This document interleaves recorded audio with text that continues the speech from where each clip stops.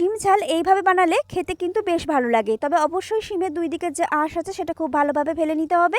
এরপর এখানে নিয়েছি 2 রকম সর্ষে পোস্ত আর 2টো কাঁচা লঙ্কা, সামান্য জল দিয়ে মিহি একটা পেস্ট এখানে বানিয়ে নিয়েছি।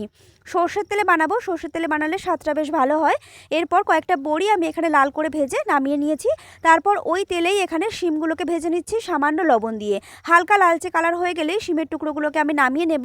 তারপর ওই তেলের মধ্যে ফোড়ন দিয়ে দিয়েছি কালো জিরে, একটা শুকনো লঙ্কা, একটা মাঝারি সাইজের টমেটোকে পেস্ট করে দিয়ে নিয়েছি। টমেটোটা একটু কাঁচা গন্ধটা চলে যাওয়া পর্যন্ত কিছুক্ষণ নাড়াচাড়া করে নেওয়ার পর দিয়ে দিয়েছি লবণ, হলুদ আর সর্ষে পোস্ত বাটনাটা।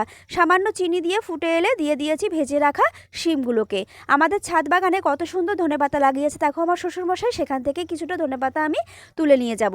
এরপর ভেজে রাখা বড়ির টুকরোগুলোকে দিয়ে নিচ্ছি। এখানে দিয়ে দিচ্ছি ধনেপাতা কুচি আর একটু কাঁচা সর্ষের তেল। ব্যাস, গরম গরম ভাতে খেতে অসাধারণ লাগবে। চলো আজকের মতো টাটা, ভালো থেকো সবাই।